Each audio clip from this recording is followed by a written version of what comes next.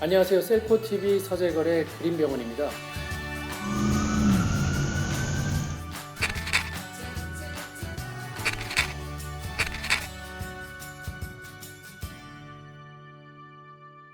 오늘은 여러분들이 많이 아시고 주변에도 굉장히 많은데 걱정이 많고 답이 없는 과민성 대장 증후군에 대해서 말씀드리려고 합니다.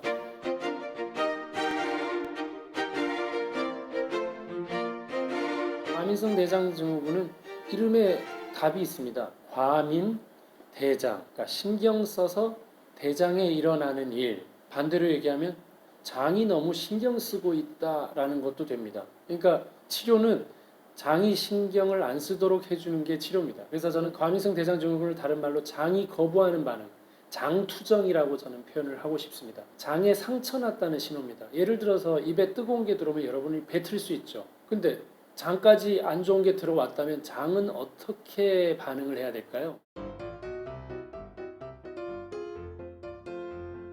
설사를 하거나 아예 안 움직여 버리거나 하는 반응들을 하게 됩니다. 그래서 과민성 대장 증후군에는 변비형이 있고 설사형이 있고 이게 혼합되어 있는 형도 있습니다. 이런 것들을 나타내는데 생활에 지장을 줄 만큼 또 지난 3개월간 주 1회씩 이 배변에 굉장히 불편함이 있다면 과민성 대장 증후군이 아닌가 의심을 해봐야 될 것 같고요.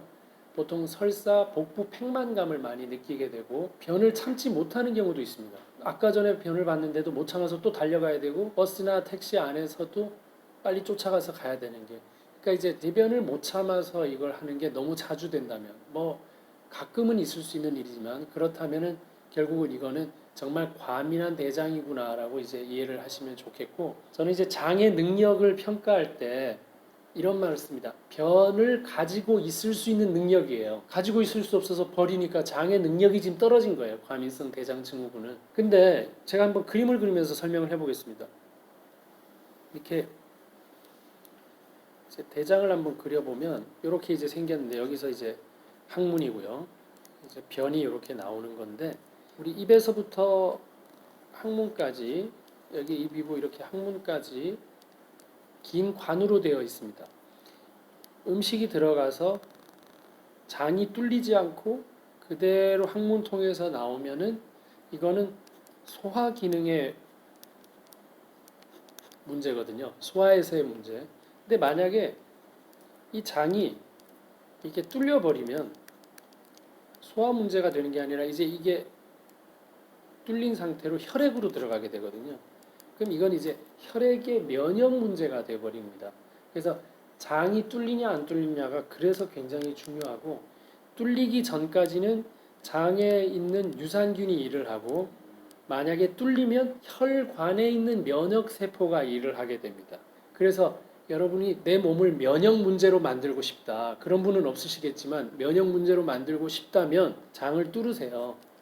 뚫어서 혈액으로 그 독소나 물질들이 들어오면 이건 혈관에 있는 면역의 문제지 이제는 유산균이 떠나간 일이에요. 그래서 이 문제가 계속 지속되면 결국 우리가 류마티즘이나 루푸스, 뭐 아토피, 건선, 백반, 쇼그렌, 배체증후군 뭐 전부 다 이 면역 질환이 돼 버리는 거거든요. 그러니까 결국은 입으로 들어온 음식은 소화 기능에서 끝내자 하는 게 가장 중요한데 소화 기능이 제대로 되고 있어야 되는데 과민성은 내가 소화를 못 하겠다라는 뜻이에요. 장이 멈춰버리는 일이거든요.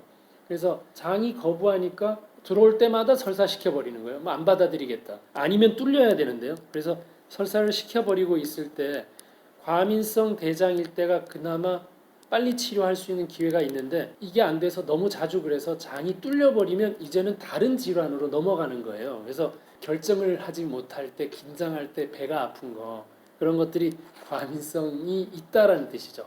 뭐 정밀하게 과민성 대장 증후군이라고 판정하기는 쉽지는 않지만 그런 대장이 되게 민감하구나 이렇게 볼 수 있거든요. 그래서 변을 아까 못 참는 사람은 장이 민감해지면 조그만한 장에 물질이 있어도 변을 봐야 되는 거예요. 변을 봐야 되는 거예요. 그래서 뛰어가도 변이 많이 나오는 게 아니라 조금 나오지만 그 조금도 봐야지만 장은 개운하다라고 느끼기 때문에 절박한 변을 보게도 되는 거거든요. 그러니까 장이 지금은 진짜 짜증나서 어떤 음식이나 어떤 상태도 다 거부하고 있는 상태다.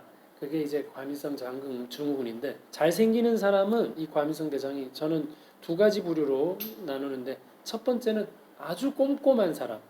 그러니까 이 일을 조금이라도 잘못되면 큰일 난다고 걱정하는 사람이 과민성 대장 증후군이 일단 생기는 거고요. 두 번째는 그냥 아주 허약한 사람. 그러니까 아예 기능 자체가 떨어져 있는 사람도 과민성 대장 증후군이 올 수 있기 때문에 허약한 사람 같은 경우는 보충을 잘 해서 영양 보충이나 이런 것들을 통해서 기능을 높여야지 될 것 같고, 꼼꼼한 사람은 이 릴렉스를 하는 법을 충분히 배워서 좀 장도 쉬게 만들어주는, 장의 생각을 좀 바꿔주는 치료가 꼭 필요하지 않을까 생각됩니다.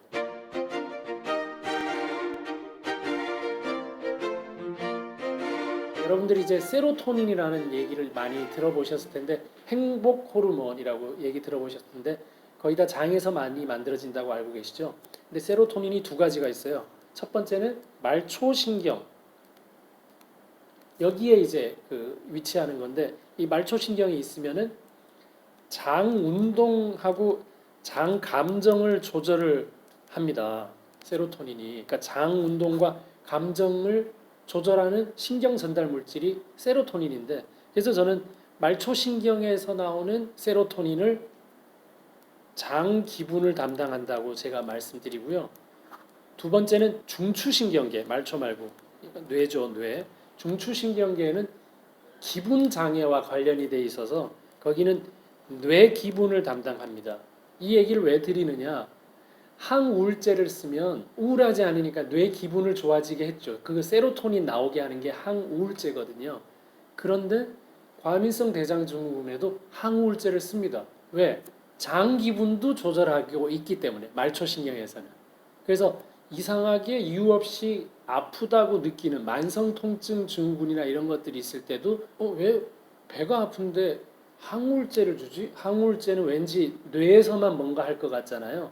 근데 그게 아니라 세로토닌은 두 군데, 말초신경과 뇌, 중추신경이 있는데, 말초신경에는 주면 배 아픈 통증이나 이런 것들을 사라지게 할 수 있고, 뇌는 안 우울하게 할 수 있는 거라는 걸 여러분 이해하셔야지.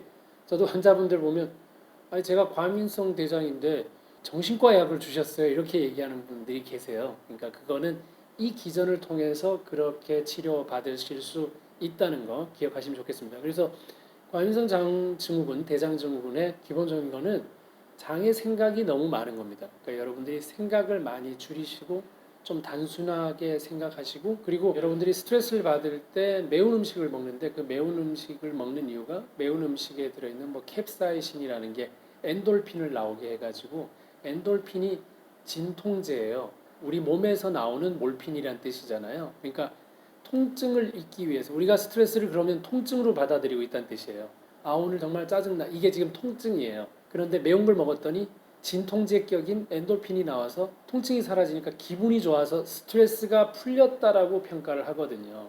근데 과민성 대장증후군에 예를 들어 이 매운 걸 먹어서 그 통증을 없애려고 먹었지만 실제로는 이게 자극이 돼서 장한테는 더 예민하게 만들어질 수 있는 부분이라, 사실 자극적인 음식은 피하는 게 좋겠고, 역시 술과 담배와 날 밝을 때 먹는 게 아니라 밤에 먹는 음식 자체도 결국은 장을 민감하게 만들 수밖에 없고, 배가 차게 되어 있는 부분들도 굉장히 장에는 부담이 됩니다. 그러니까 배를 따뜻하게 하는 것만으로도 과민성 대장을 훨씬 줄일 수 있어서 저는 핫팩을 권하고 있는데요.